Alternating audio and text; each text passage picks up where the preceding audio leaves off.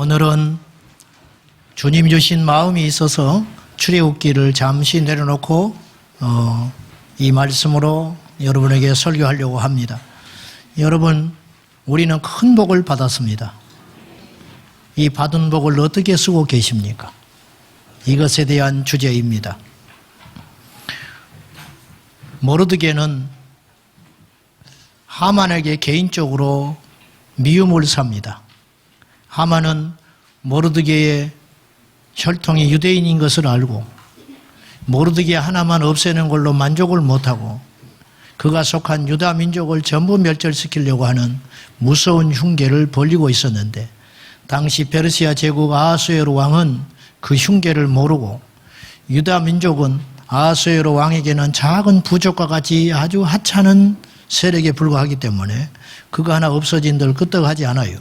그래서 하만의 흉계를 모르고 그들을 다 멸하도록 허락을 해주고 맙니다.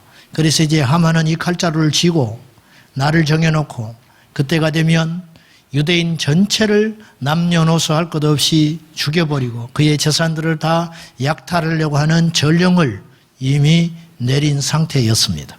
이제 그날이 다가오고 있었습니다. 모르드게는 할 수 있는 일이 아무것도 없었어요. 그래서 궁 앞에 베옷을 입고 금식을 하며 그렇게 부르짖고 있을 때에 이 소식을 들은 궁궐 안에 있는 에스더는 모르드게의 사촌 여동생입니다.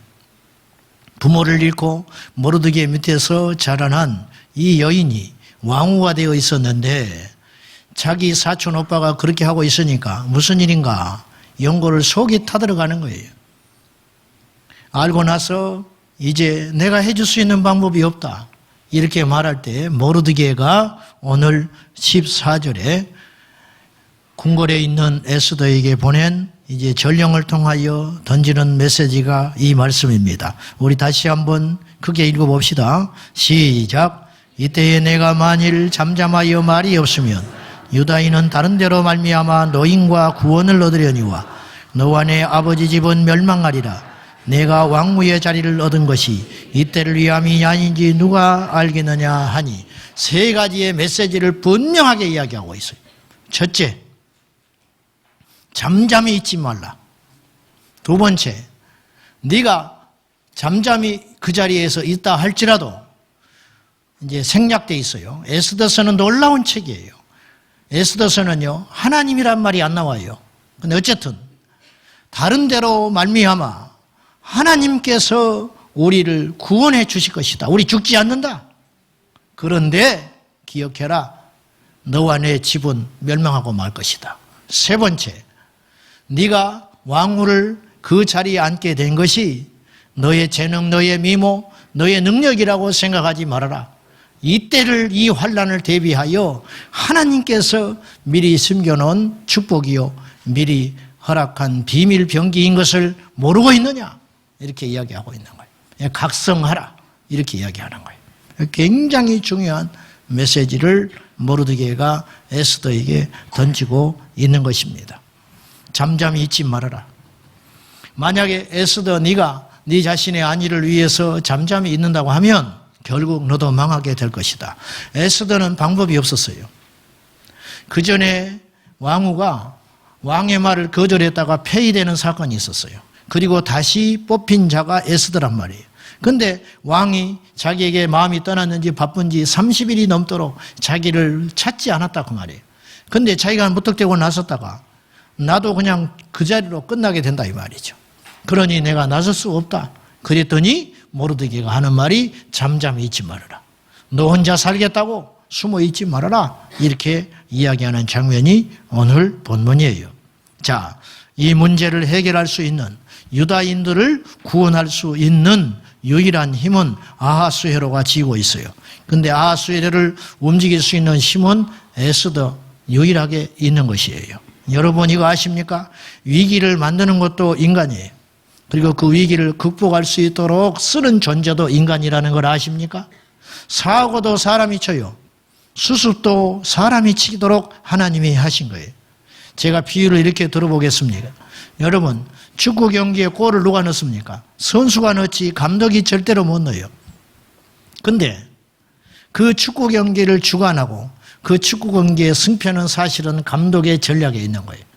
역사의 주인공은 하나님이세요. 아까도 금방 말했지만은 에스더서는요, 하나님이라는 말이 안 나와요. 단어 자체가 등장하지 않아요. 여호와라는 말 안 나와요. 기도라는 말 안 나와요. 천국이라는 말 안 나옵니다. 네. 마귀라는 말도 안 나와요. 사탄이라는 말도 안 나와요. 사망, 음부, 어떤 말도 등장하지 않아요. 근데 이 에스더서가 성경에 자리 잡고 있어요. 이 놀라운 책이에요. 하나님께서 감독으로 이 역사를 주관하고 계시는데, 이 전쟁은 모르드게와 하만의 전쟁이 아니에요. 유다인을 멸절시켜가지고 메시아의 통로를 꺾어버리려고 하는, 이때 이후로 약 450년이 지난 후에 예수님께서 다윗의 혈통을 타고 이 땅에 오시는데, 그 혈통을 끊어버리려고 하는 사탄의 도구가 하만이고, 그에 맞서서 하나님 나라를 세우려고 하는 그 대리자가 모르드게다 그 말이에요. 오늘 또 이 전쟁은 여전히 진행되고 있음을 영적인 눈이 떠져서 살펴봐야 한다 그 말입니다. 사람들은 무심코 어떤 것들을 이야기를 해요. 사람들은 무심코 어떤 법적으로 결정을 합니다. 사람들은 무심코 어떤 일들을 진행하고 발언을 해요. 근데 그 배후에는 반드시 하나님이 계시든 사탄이 있든지 둘 중에 하나예요. 성경은 철저히 이 이중구조로 되어 있다고 분명히 이야기하고 있어요. 여러분, 우리는 하나님 편에 속하든지 아니면 마귀의 편에 속하든지 둘 중에 하나예요. 확실히 하라 그 말이에요. 연옥은 없습니다. 하나님도 세상도 만족시킬 수 있는 방법은 없어요. 천국도 가고 이 땅에서도 누리고 없습니다. 그런 방법 없어요. 오른편에 서든지 왼편에 서든지 하지, 양이 되든지 염소가 되는 거지 하는 것이지, 중간은 없다는 것을 우리가 분명히 기억해야 될 것이고, 우리가 평소에는 이렇게 지내도 상관없어요. 그러나 우리가 믿음의 소리를 내야 할 때, 우리가 신앙의 칼날을 내야 할 때, 우리의 전부를 걸고 우리 주 예수 그리스도를 부정하지 않는 믿음의 역사가 있어야 한다 그 말입니다. 말세에는 혼탁해질 것이에요. 오늘 이미 너무도 많은 영역에서, 영적인 영역, 신앙적인 영역에서 타협과 혼합과 변절이 이미 일어난 지가 오래되었습니다. 그래서 어떤 주님만을 섬기고 믿으려고 하는 시도들을 광신주의자 집단으로, 꽉 막힌 집단으로 몰아가는 이런 현상들이 갈수록 심해지게 될 것이에요. 이때 우리는 정신을 바로 차려서 하나님을 선택하고 우리의 전부를 걸고 우리 주 예수 그리스도를 믿는 믿음의 자유로 돌아가야 할 것입니다. 교회 강단은 윤리의 강단이 아닙니다. 교회 강단은 옳은 소리를 하는 것이 아닙니다. 좋은 소리, 귀에 듣기에 좋은 소리를 하는 것이 아니에요. 교회는 NGO 단체가 아닙니다. 교회는 생명을 전하는 것이에요. 교회는 천국을 보여주는 것이에요. 우리가 교회를 다니고 예수를 믿는 목적은 착하고 유익하고 교양 있는 삶을 살라고 다니는 것이 아니고, 살라고 예수 믿는 거예요. 살라고. 왜 눈이 떠지질 않아가지고. 살려고 예수 믿어야 되는데, 적당하게 말이죠. 좋은 것이 좋다. 없어요. 그런 것은 없어요. 절대 그런 것은 없어요. 화난 게 아니에요. 그냥 하는 소리지. 원래 그래 제 말투가. 사고도 사람이 치고 수습도 사람이 하는 거예요. 여러분은 누구의 손에 달려 있습니까? 막대기가 목동의 손에 들리면 양 한 마리를 살려내는 걸로 마치는 거예요. 양 한 마리. 이 막대기가 모세의 손에 들리니까 이스라엘 백성 수백만 명을 살리는 하나님의 지팡이, 여호와 니시가 됐다 그 말이죠. 이게 중요하다 그 말입니다. 하나님께서 이때를 위해 준비하셨어요. 여러분에게 하나님께서 재주를 주셨습니다. 하나님이 여러분에게 능력을 주셨습니다. 어떤 사람은 말을 잘합니다. 어떤 사람은 공부를 잘합니다. 어떤 사람은 돈 버는 재주가 탁월해요. 어떤 사람은 심성이 좋아서 겸손하여 수많은 사람들을 움직일 수 있는 덕이 있습니다. 그걸 왜 주셨는지 아십니까? 여러분에게 왜 그렇게 다복한 가정을 주셨으며, 여러분에게 왜 그런 자리에 오르게 하셨으며, 여러분에게 왜 그렇게 행복한 삶을 주셨는지, 왜 여러분에게 건강을 주셨는지 아십니까? 성경은 분명히 우리에게 이렇게 이야기해요. 깨달으라는 거예요. 그것을 모세가 신명기 8장 18절 말씀. 자, 시작. 내 하나님 여호와를 기억하라.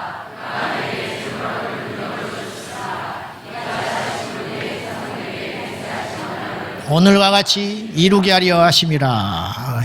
내 하나님 여호와를 기억해라. 지금 가나안 땅에 들어가기 전이에요. 요단강을 앞에 두고 모세가 설교할 적에 이제 우리가 가나안 땅에 들어가는 건 기정사실이다. 들어가서 집을 짓고 들어가서 은금을 풍부하게 되고 들어가서 농토를 많이 차지하게 될 것인데 그때 기억하거라. 여호와 하나님을 기억해라. 그 재물을 하나님이 줬다는 걸 잊으면 너희들은 타락하고 너희들만을 위해 쓰다가 끝장나고 말 것이다. 이렇게 경고하고 있는 것입니다. 우리가 눈을 떠야 됩니다. 이 재능, 돈 버는 재주, 비상한 머리 똑같이 공부를 하는데 1시간 공부를 하는데 한 사람은 서울대학교를 가고 한 사람은 서울에 있는 대학도 못 가는 사람이 있어요. 똑같이 장사를 하는데 어떤 사람은 안목이 있어서 돈을 버는 사람이 있고 어떤 사람은 안 되는 사람이 있다고 말이죠. 그러면 돈을 벌고 권력이 있고 힘을 갖고 승승장구한 사람은 그것을 하나님께서 주셨다는 것을 잊지 마라 그 말이죠. 그래야 타락하지 않아요. 많은 사람들이 축복을 받은 후에 넘어져요. 많은 사람이 힘을 가진 후에 넘어지더라 그 말입니다. 이 재능을 나를 위해 사용하고 나만을 위해 사용하면 반드시 이 축복은 하나님께서 거둬가시게 되어 있어요. 갈릴리 찬양대가 노래를 잘해서 앉아있는 게 아니에요. 하나님이 누군가는 써야 할 거 아니에요. 예배 시간에 찬양을 해야 되니까. 그래 안 그래? 여기 있는 사람이 더 잘하는 사람이 수두룩해. 근데 예배 때 찬양대를 써야 되니까 하는 거예요. 내가 이 자리에 왜 서 있습니까? 제가 잘나서 천만에 나는 그런 생각을 한 번도 해본 적이 없어요. 여러분 중에는 저보다 더 말 잘하는 분도 있고 심지어는 성경을 나보다 더 많이 아는 사람도 있을 수 있어요. 이 자리에. 인격적으로 더 훌륭한 분들도 이 자리에 있을 수 있습니다. 그냥 하나님께서 세운 거예요. 세운 거. 그 세움의 목적에 맞게 쓰임 받다가 주의 영광 나타내다가 어느 날 가면 되는 것이에요. 어느 날. 여러분 하나님께서 요한계시록에 촛대를 옮긴다 그래서 촛대를 에베소 교회에 경고하기를 촛대를 옮기리라. 이게 무슨 말이에요? 기회 있을 때 잘해라. 네 손에 촛대가 들려있을 때 잘해라. 정신 차려라. 에스더요. 네가 잘나서 왕후 자리에 앉아있는 게 아니다고 말이야. 그 왕의 마음을 움직여가지고 유달리 네가 이쁘게 보이고 마음에 들어 보여서 그 왕후의 자리에 앉게 하셨는데 그 배후에는 하나님의 역사가 있었다. 근데 너 잘 먹고 잘 살고 네 자손이 번성하기 위해서 왕후를 만들어준 게 아니고 앞으로 다가올 사탄의 공격에 대하여 대비하기 위하여 하나님께서 너를 미리 그 왕후의 자리에 심겨놓은 걸 잊지 말아라. 그렇게 모르드게가 깜짝 놀라게 그런 생각 못하고 산 거예요. 에스더가.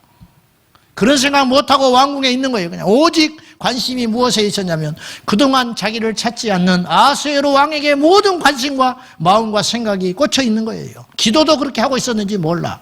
왕의 마음을 돌이켜주라고. 그러나 세상은 그렇게 돌아가고 있지 않았어요. 그것을 깨달아라. 우리는 왜 이렇게 장사가 안 되는가? 내 새끼가 왜 이렇게 속을 썩이는가? 내 남편 직장이 흔들린다는데 요동친다는데 어떻게 해야 되는가?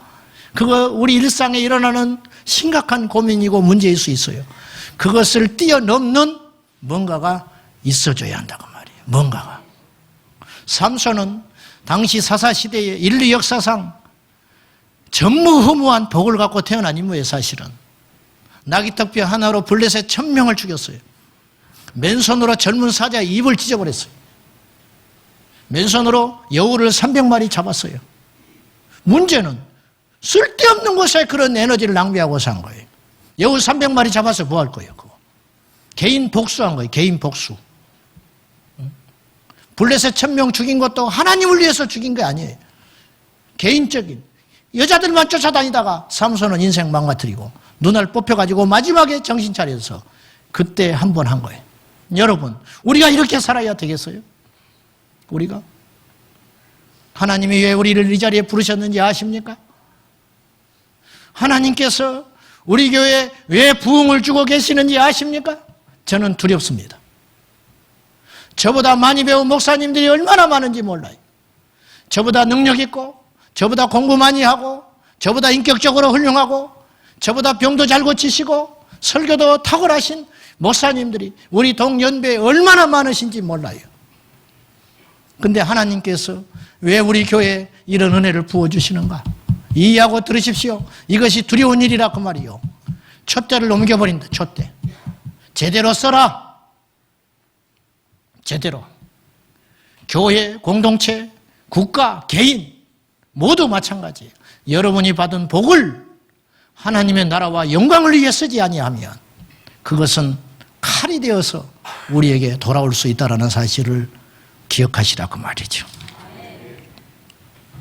한국교회는 그동안 한국 사회와 한국교회는 그동안 하나님이 부어주신 축복이 얼마나 많았는지 몰라요. 한번 생각해 보십시오. 계산해 보시라고. 계산 불가. 풀풀이 캐먹던 그 시대에서 지금은 스테이크를 먹고 10만 원짜리 부표도 먹을 수 있는 나라가 됐어요. 먹을 수는 있어. 먹고 나서 후회해서 그렇지. 그렇잖아요. 옛날에는 그건 생각 자체를 못하고 사는 시대였다고 말이에요. 그런 시대가 없었어요. 소달구지 타던 시대에서 벤츠를 타는 시대가 됐어요. 탈 수는 있어.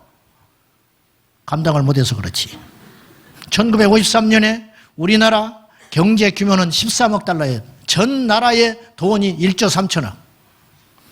근데 2013년 기준으로 1000배가 늘어났어. 1000배. 1조 3천억 달러. 지금은 더 늘어났어요. 2018년. 1인당 국내 총생산 GDP는 1953년에 66달러 갖고 살았어요. 즉 7만 원이 안 되는 돈을 가지고 1년을 산 거예요. 1년. 생각해 보시라고. 1953년에. 한 달에 7천 원이 안 되는 돈을 가지고 살았다고 생각해 봐요. 비참한 거예요. 근데 2013년에는 무려 25,900달러예요. 이제는 한 사람이 1년 동안 2,700만 원 갖고 사는 나라가 됐어요. 산술적으로. 산술적으로. 한국교회 부흥은 눈부실 정도입니다. 어마어마하게 부흥했어요. 거대한 성전 짓고, 근데 그 복을 잘못 썼어요. 큰 성전 짓고, 그래도 돈이 남으니까 기도원 샀어요. 기도원 사서 또 돈이 남으니까 묘지 샀어요. 그리고 돈이 남으니까 그 돈 가지고 썩어버리는 거예요.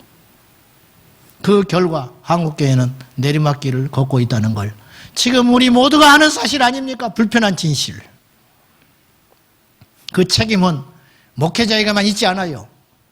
우리 성도들도 잘못 살고 있는 거예요, 지금. 이 세상의 부의 불균등. 우리는 배 떠지게 음식을 먹고 있는 주에 우리 주변의 사람들은 고민하고 굶고 있다는 사실을 우리가 가르치지 않는 거예요. 그리고 하나님의 축복, 하나님이 주신 복, 이것만 찬양하고 노래하고 있었어요. 그리스도인 중에는 두 종류가 있어요. 복을 받기만 하는 사람이 있고 복을 흘려보내는 사람이 있어요. 하나님 앞에 갔을 때 어떤 분을 하나님께서 내 아들이라 내 딸이라 할 것 같습니까? 성경은 대접받는 자보다 대접하는 자가 더 복이 있다 했어요. 역대상 4장에 보면은 야베스라는 인물이 나와요. 한국교회 한때 야베스의 기도가 그냥 벽마다 다 붙어 있었어요. 기독교 서점에 가면 전부 야베스 기도. 지금은 쏙 들어가 버렸더만. 역대상 4장 9절과 10절에 보면은 야베스는 어떤 사람이냐? 야베스는 그 형제들 중에 으뜸으로 귀중한 자다. 좋은 사람이라고 말이에요. 탁월한 사람. 하나님 앞에 신실했는지도 몰라요. 그 야베스가 이런 기도를 해요. 내게 지경을 넓혀주시고, 아시죠 여러분? 야베스가 이렇게 기도한다고요. 내 지경을 넓혀주시고 내 지역을, 내 땅덩어리를 넓혀주라. 그리고 근심 없는 삶을 살게 해주시고 환난을 면하게 해주십시오. 그랬더니 하나님께서 들어주셔요. 근데 야베스는 그때 성경 한번 딱 나오고 안 나와요. 그래서 몰라요. 그 후에 어떻게 살았는지 함부로 판단할 건 아니지만은 그 성경으로 볼 때 야베스는 땅 부자가 됐고, 야베스는 한평생 근심 없이 살았고, 한평생 환난 없이 그렇게 살았어요. 그래서 그걸로 끝. 아브라함을 보시오. 하나님이 아브라함을 부를 때 창세기 12장 부르시고 나서 너는 본토 친척 아비 집을 떠나가라. 그리 하시고 말씀하시는 것이 너는 복이 될지라. 개정판 되기 전에 옛날 성경에 뭐라고 써 있었냐면 아시죠? 너는 복의 근원이 되라. 하나님이요, 아브라함 하나만 잘 먹고 잘 살라고 부른 게 아니에요. 아브라함을 통하여 열방이 복을 받는, 그래서 복의 통로가 되라. 그 약속대로 됐어요. 이삭이 복을 받았어요.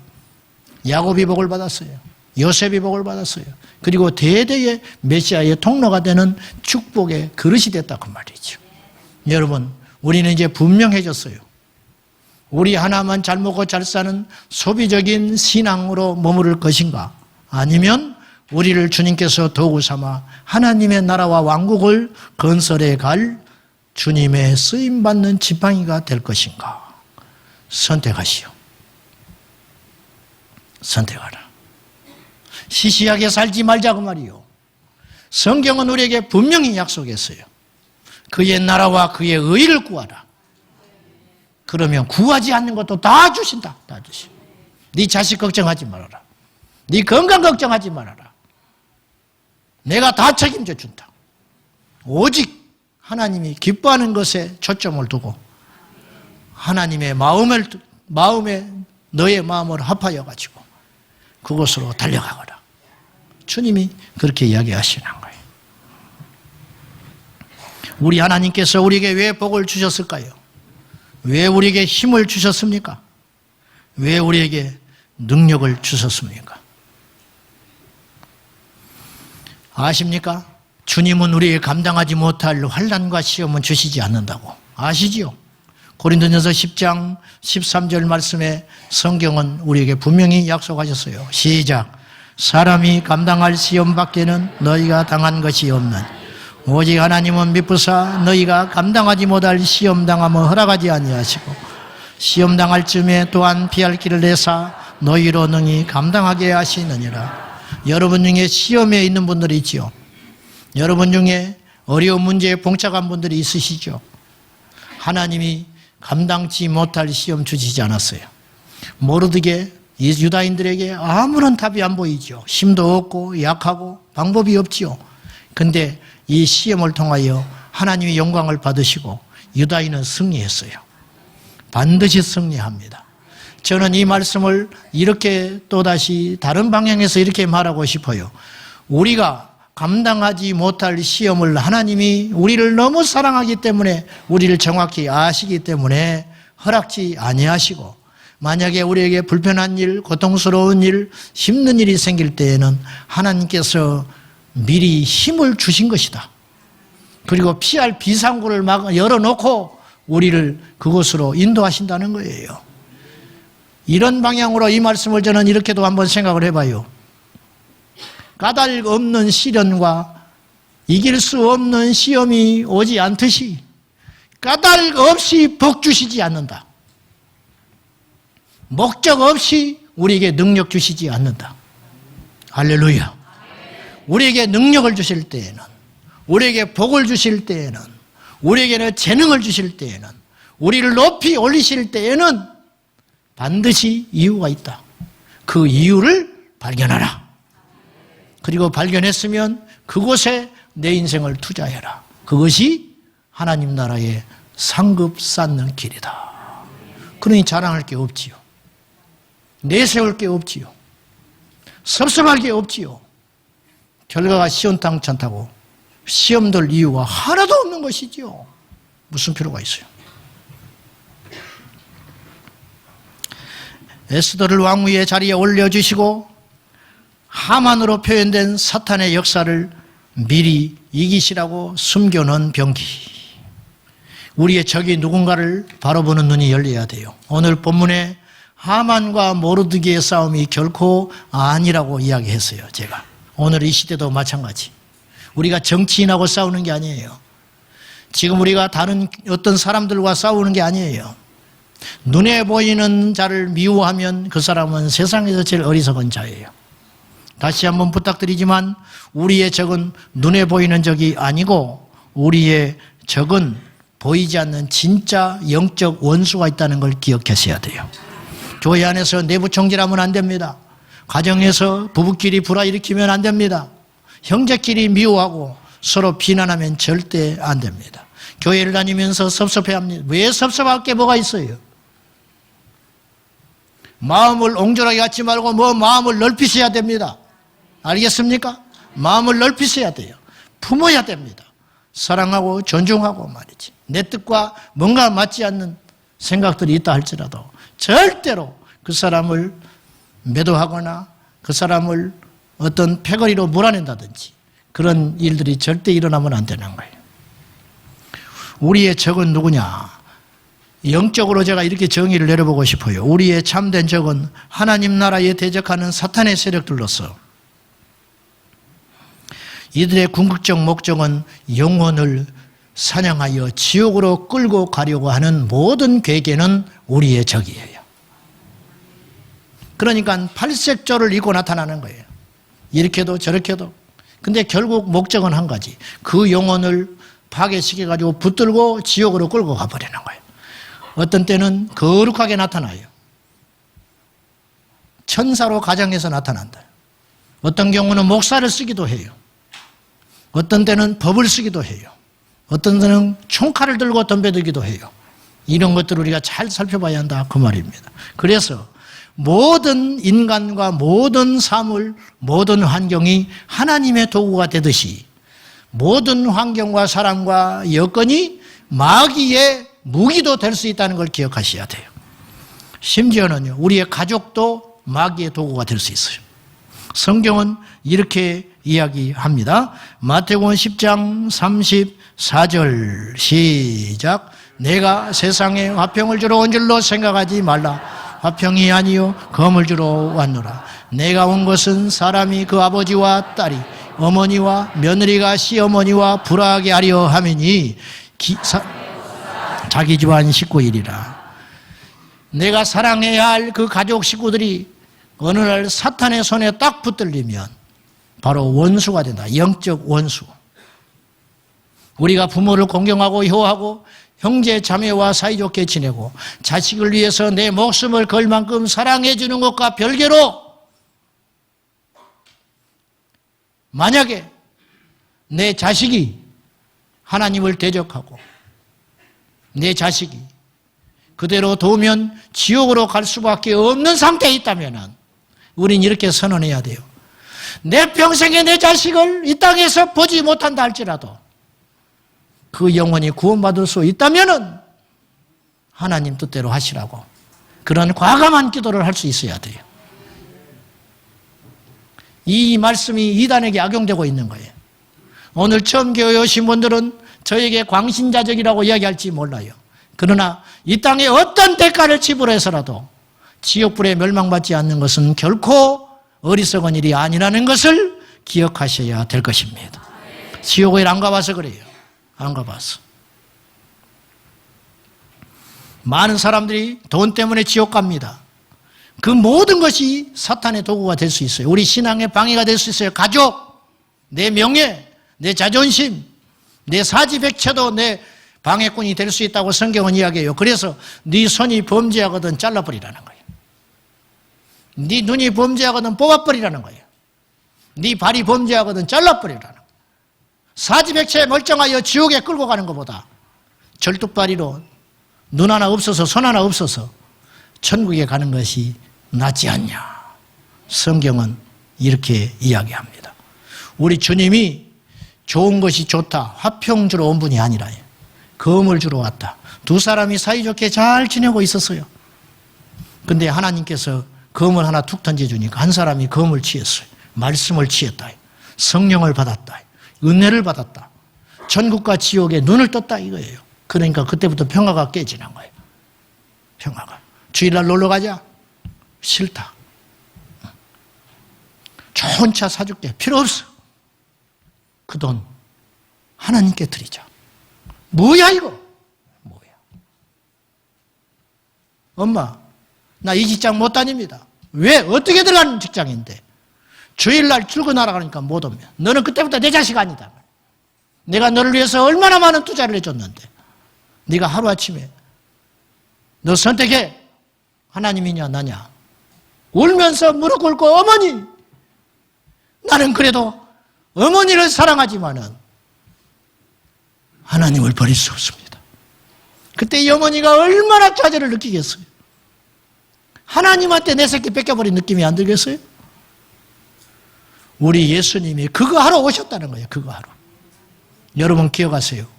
평화는 생명보다 가치가 없어요.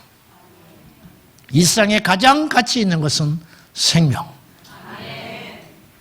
그것을 위해서 우리는 모든 것을 걸 수 있어야 한다. 귀 있는 자는 들으셔야 됩니다. 못 알아들어. 도덕적인 사람, 종교적인 사람 절대 못 알아들어. 이 말씀이 걸림이 되는 거예요. 교회에 나오기 싫어요. 이러니까 내가 교회를 못 가게 하는 것이라고 이렇게 말할지 몰라요. 몰라서 그러는 소리예요. 저도 여러분을 실족시키는 도구가 될 수 있어요. 누구든지 하나님의 도구가 될 수 있고 누구든지 사탄의 도구가 될 수 있다. 한때 사탄의 도구였던 사울은 그리스도 예수를 부활하신 주님을 만나고 그때부터 이방인을 위한 전도의 도구로 하나님의 도구가 된 거예요. 저도 여러분을 실족시킬 수 있어요. 그러니까 제 말을 무조건 따라오면 안 돼. 두드려보고 생각해보고 맞는가 따져보고 아닌 것은 이야기해야 돼요. 그래야 우리 교회가 건강해지는 것이에요. 인간적으로 가까운 것과 생명은 완전히 다른 차원이라는 것을 꼭 기억하시고 여러분이 선택을 잘 하셔야 됩니다. 자, 이 시대에 우리의 진짜 적이 있다고 말입니다. 인권을 가장한 차별금지법, 종교나 성이나 인종에 따라서 사람을 차별하지 말라 그럴듯해 보입니다. 문제는 이것이 통과돼 버리면 진리를 선포할 수 없게 됩니다. 사람을 지옥으로 끌고 가는 비성경적인 어떤 처사와 행동들에 대하여 제동을 걸면 이것은 차별했다 하여서 잡혀가게 되는 것이에요. 영국은 1992년 게이 퍼레이드가 처음 도심에서 시작된 나라입니다. 그때 온 매스컴이 홍보하고 무지개 깃발로 전 시내를 덮이는데도 목사들은 침묵했습니다. 2000년에는 영국 군에서 군형법이 개정돼 가지고 동성애 금지 조항이 삭제되어 버렸습니다. 마침내 2010년 영국에서 차별금지법이 통과되어 유럽의 지금 상비 형편이 어떤지 여러분이 잘 알고 계시지 않습니까? 폭동, 테러, 그 밖에 비인륜적인 일들이 날마다 일어나고 있는데 어떻게 손을 못 써보는 결과가 되고 말았어요. 유럽의 교회 출석률은 3%에 불과합니다. 유럽과 미국은 복음을 수출했던 국가입니다. 우리나라도 그 나라에 빚을 지고 있는 것 아닙니까? 직장 동료에게 종교를 권유하면 고소를 당할 수가 있습니다. 전도 못합니다. 이슬람교를 비판하면 경찰서에 소환되어 조사를 받고 처벌을 받을 수 있게 되어버렸습니다. 환자를 위하여 기도해 주던 간호사가 해고를 당했습니다. 교회에서 전도사가 동성애자예요. 동성애자가 전도사를 하겠다고 지원을 했어요. 그래서 교회에서 그 사람을 쓰지 않았다는 이유로 벌금 6,500만 원이 내려졌습니다. 이게 바로 차별금지법의 실체라는 거예요. 기억해야 됩니다. 지금은 그들을 지지하는 분들이 1%밖에 안 될지 몰라. 그러나 1%가 99%를 집어삼켜버리는 거예요. 이것이 바로 이들의 실체라는 걸 기억하셔야 돼요. 사이비 이단과 이슬람 이런 단체들은 한통속이 돼가지고 차별금지법을 절대 반대하지 않습니다. 그 뒤에 무엇이 있는지 분명히 밝혀지고 있지 않습니까? 사랑하는 여러분, 골든타임이 지나가고 있습니다. 우리 모두 깨어서 기도할 뿐만 아니라 이 일에 눈이 떠져서 저도 관심이 없었어요. 무슨 일이 일어나는지 전혀 몰랐어요. 이제 여러분이 눈을 뜨셔야 됩니다. 여러분이 하나님께서 왜 복을 주셨는지를 기억하십시오.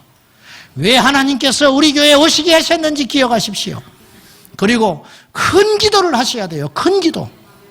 내 개인 어떤 축복들 그런 것들은 하나님께 큰 것을 구하면 하나님의 나라와 이 나라 이 민족을 위하여 기도하면 하나님이 다 채워주신다니까요. 우리 교회는 큰 교회가 돼야 돼요. 큰 교회가 된다는 말은 숫자가 많은 교회가 된다는 뜻이 아니라 큰 성전을 지어서 많은 사람을 모이게 하는 그런 큰 교회를 의미하지 않아요. 사탄을 벌벌벌 떨게 하는 교회가 되어야 된다고 말입니다. 아무리 많은 숫자가 모여도 주변 사람들에게 아무런 영향력이 없는 교회가 있어요. 그 교회는 큰 교회가 아닌 거예요. 작다 할지라도 세상을 떨게 하는 교회, 작다 할지라도 사탄을 긴장시키는 교회. 그래서 성경은 서머나 교회가, 빌라델 교회가 하나님께 유일하게 칭찬받은 요한계시록의 7교회 중에 2교회만 칭찬받았어요. 그런데 서머나 교회나 빌라델비아 교회의 특징이 있습니다. 그들은 가난했어요. 그들은 능력이 없었어요. 작았어요. 그래서 빌라델비아 교회를 향하여 칭찬하기를 네가 작은 능력으로도 나의 말씀을 지켰고 여호와의 영광을 지켜냈다고 칭찬하고 있는 거예요. 반면에 라오디게아 교회는 스스로 부유하다 여겼고 스스로 부족함이 없다고 아니하고 있었을 때 성령께서는 그들에게 이렇게 이야기해요. 네가 부유하다, 너희가 대단하다고 이야기하지만 실상은 가련하고 헐벗고 눈멀고 기가 먹은 벌거벗은 공동체라고 우리 주님이 책망했습니다. 사람들이 몰라줘도 상관없어요. 하나님이 알아주시면 그만이에요. 인생은 짧습니다, 여러분. 몇십 년을 편하게 살다가 하나님 앞에 부끄러운 모습으로 갈 것인지, 아니면 몇십 년을 고생하고 왕따 당하고 세상으로부터 손가락질을 받지만은 양심의 거리낌이 없이 당당하게 예수님 믿다가 하나님 앞에 가서 그날에 착하고 충성된 종이라 칭찬받고 인정받을 것인지 여러분은 선택하십시오. 죽은 자들 가운데서 잠을 깨어서 일어나서 우리 주변에 전부 죽어있는 사람들이에요. 개인 신앙주의, 내 신앙만 안전하면 된다는 거예요. 어리석게 시대 정신을 잃어버린 그리스도인들, 내 자식, 우리 집안, 우리 교회, 그러다가 결국은 망하게 된다는 거예요. 그렇게 하지 말고 정신을 차리고 깨어서 계란으로 바위를 치더라도 계속 계란으로 바위를 쳐버리면 그 바위가 언젠가는 쪼개지게 될 것이고 뒤따라서 나서는 사람이 있을 것이니까 우리가 이 일을 위해 기도해 주시고 성령의 능력을 구하며 여러분이 받은 복이 이때를 위함인 것을, 여러분이 갖고 있는 이 힘이 이때를 위한 것임을 잊지 말고 거룩한 축복의 통로로 저와 여러분이 쓰임받기를 축원드립니다. 기도하겠습니다. 까닭 없는 환난이 없듯이 까닭 없는 축복도 없을 것입니다. 까닭 없는 고난이 없듯이 까닭 없는 평안도 없을 것입니다. 주님이 주신 복을 누리려고만 하지 말고 이 복을 병기 만들어 하나님 나라를 위해 쓰임받게 하여 주시옵소서. 예수님의 이름으로 기도하옵나이다. 아멘.